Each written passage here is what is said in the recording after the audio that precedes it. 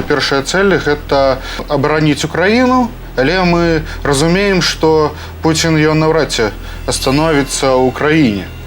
Што верагодны сцэнар – гэта ж сцэнар у Беларусі ці, можа, ще горший сценар Крима. Тур, його всі дуже поважали. Бо, незважаючи на свій вік, його слово було весоме. Это был человек со стержнем. В то же время он производил впечатление надежного друга, товарища, побратима. Він отримав смерть у бою зі зброєю у руках. Це просто сприймалося як те, що просто все навкруги рушиться, і нам треба тільки якось вистояти. Товарищи, которые сообщили эту новость, сказали, сегодня он погиб, завтра он должен родиться.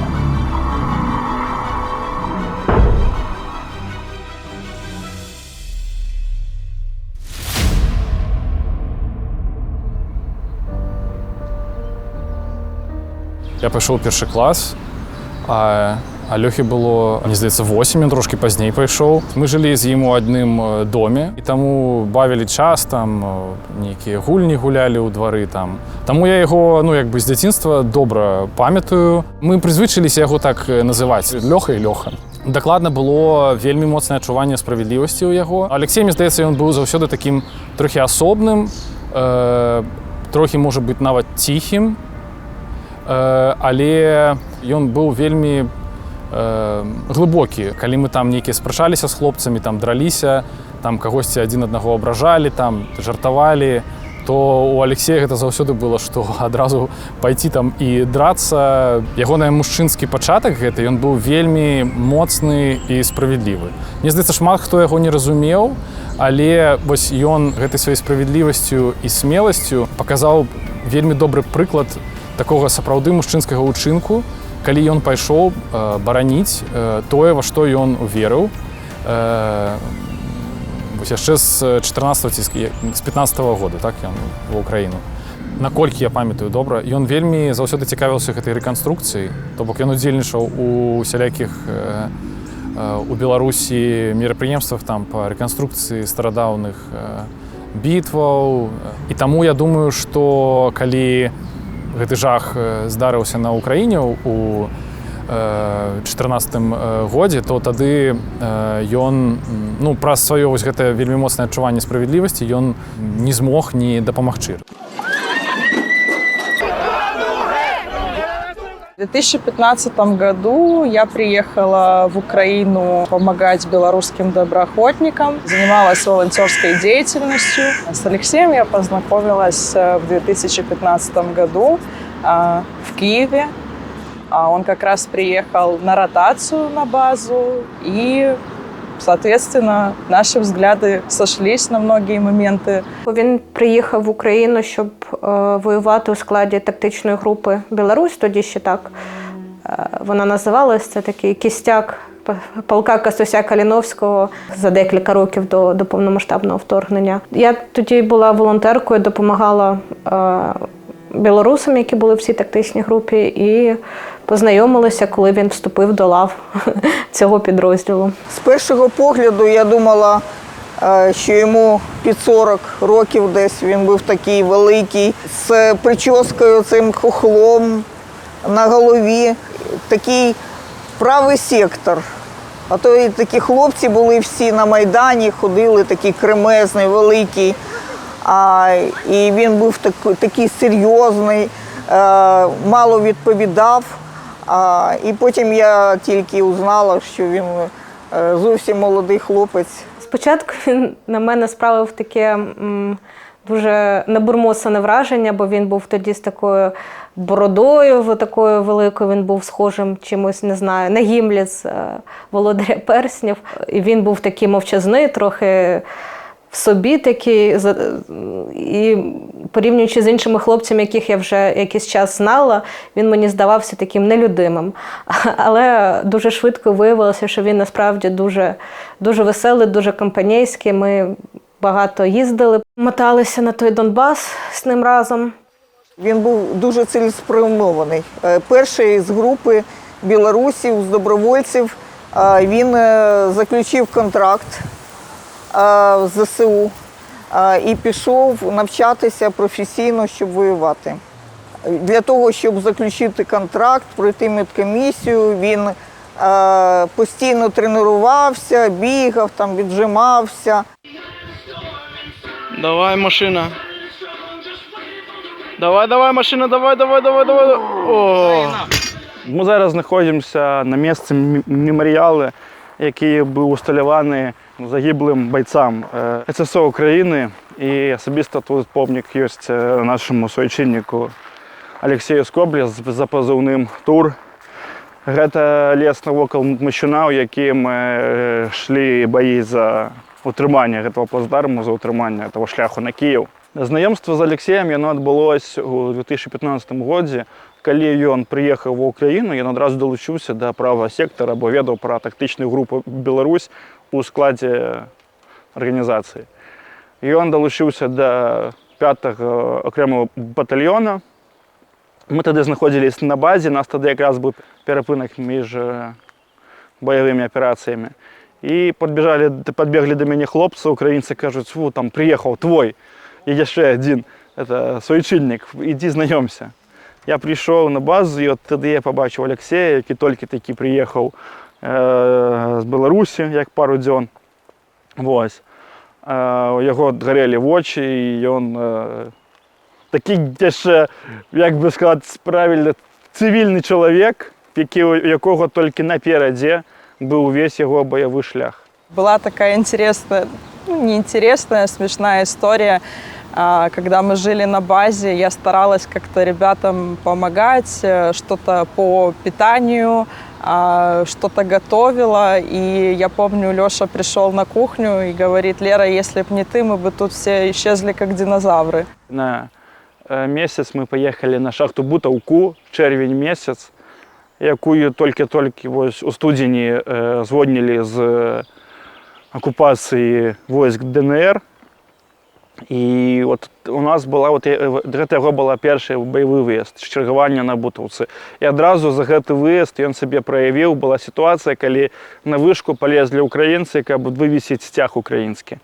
Ось, вони полізли по сумерках, але вони це зробили у яскравий день, ясно, а тоді у той час позиції одна від одної українські від позиції сепаратистів знаходились на відлеглості 300 метрів.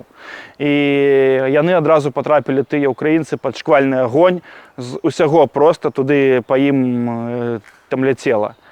Ось, і вони там були вже поранені, самостійно спуститися вниз вони не могли. І одразу, як цілком стемніло, він ще визвався серед інших кілька хлопців, які одважились полізти на вишку і евакуювати, зняти поранених українців з 80-ї десантної бригади. Він їх евакуював, поліз, хоча і по-ранішому вже не так щільно, але прострілювалась вишка з усього озброєння, яке було там наявним у ворогів. І він, ризикуючи власним життям, врятував життя побратимів братів-українців у перший ж свій бойовий виїзд, у першу свою бойову операцію. Боєць із позивним «Білорус» жартує. Вільна українська земля поїде до нього на батьківщину. Цими ящиками ми відправляємо український чорнозем на білоруську землю. Щоб садити бульбу, да ні, у нас уже мало. Батько це Росії продав. Приходиться в Україну. У братського народу брати чорнозем. 2 ротації червень-липень на шахту Бутовку. Потім з бутовцями у жнивні у нас була проведена операція. Село Білокам'янка, Волновахський район. Бой, у яким загинув Олесь Черкашин, Віталій Тележенко. З 16-го року він розпочав свою службу у лавах ССО, Сил спеціальних операцій. І вже виконував у лавах ССО вузькоспеціалізовані задачі, різні диверсії, заходи на територію ворога. І от весь цей час він був як спеціаліст. Він перший контракт підписав у 2016 році, другий контракт, який у його скінчився у 2019 році, ось вже у 2019 році він підписав другий контракт. Он прислал фотографию своей жены Ирины, сказал о том, что ну вот наконец-то мы обручились, на что мы, естественно, с мужем их поздравили и пригласили когда-нибудь навестить место, где ми проживаємо. Вони якось так дуже швидко одружилися. Якісь таке камерне було весілля, я так розумію, що вони там економили, збирали гроші, не хотіли там сильно гуляти. Але дітей, на жаль, у них не було. Звичайно, він виходив на зв'язок, він приїжджав, він у нас там і ночував, зупинявся, коли був проїздом в Києві.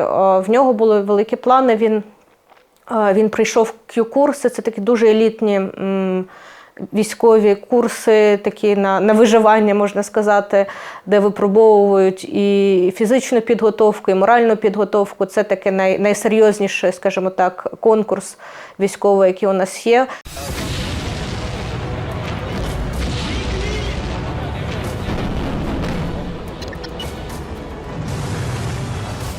Як я довідався про те, що він так само обороняє Київ, ми у підрозділі білоруської роти при ТРО Азов тримали связь з Артемом Гротом, який разом з ним був у лавах, з Олексієм, але усього тільки однойче я списався, на жаль. За эту фазу только один раз у нас была с ним размова. Когда началось полномасштабное вторжение, Алексей написал 26 февраля, уже вышел на связь, и сказал, что он идет на задание. Какое-то время мы еще общались с ним, больше общался мой муж с ним, после чего уже, наверное, последний вот разговор, их там был числа 12-го, и 13-го уже мы получили известие о том, что Леша погиб за день до своего дня рождения. И товарищи, которые сообщили эту новость, сказали, сегодня он погиб, завтра он должен родиться.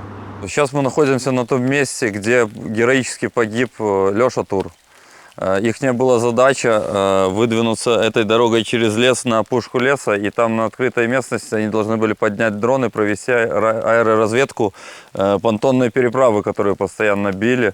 А противник пытался установить понтонную переправу и перекинуть сюда бронетехнику. Какую-то часть бронетехники у него уже получилось сюда перекинуть, но понтон разбивался, и они не могли здесь взять под контроль весь мощун.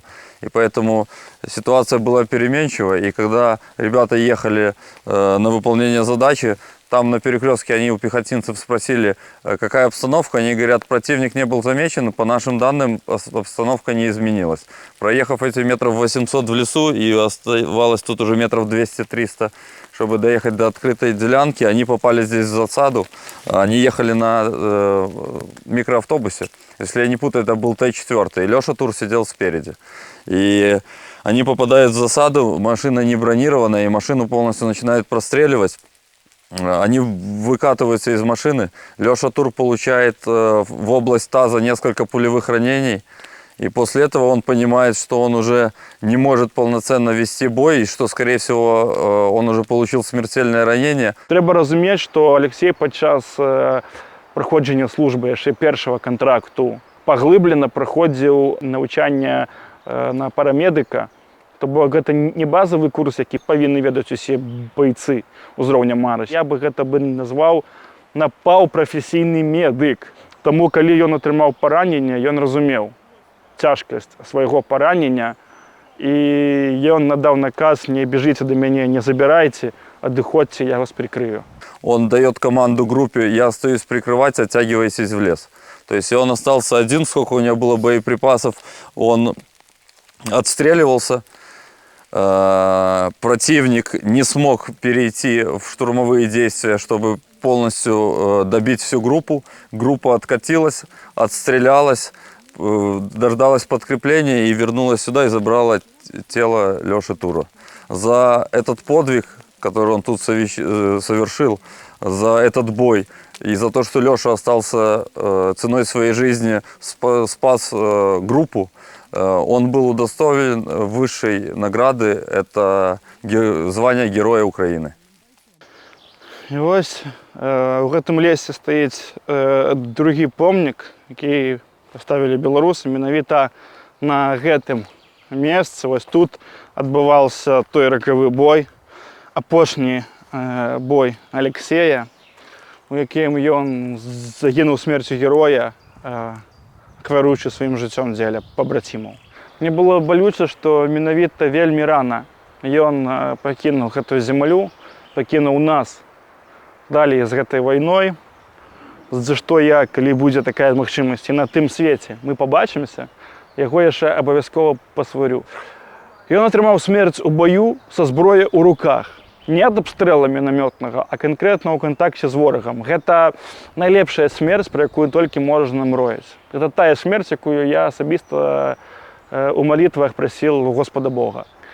Алексей, ён прытрымліваўся ідэалогіі, ён верыў у Вальхалу, ён жадаў туды патрапіць. А як мы ведаем, патрапіць у Вальхалу можна толькі, як гавораць пра гэта міфалогія, загінуўшы ў баі са зброяй у руках. Вось. Я не ведаю дакладна, хто з нас правы, што нас чакае у іншым свеце, у іншым вымере. Ці ёсць там, ці будзе там, я не ведаю, Вальхала, рай, ад, ці яшчэ нешта іншае. Але я ўпэўнены, што гэта будзе дакладна месца, у якім усе мы сустрэнемся, незалежнасці ад таго, якім яно будзе. І зможам усе яшчэ пабачыцца. Вось. Я скажу ж проста, я горды за Алексея, што ён менавіта так пражыў свой шлях і так скончыў свой шлях, бо ў кожнага з нас на гэтай зямлі чакае свой канец гэтага земнога шляха. Але мне шкада, што гэта сталася так рана. В честь Алексея назвали улицу в Хмельницком.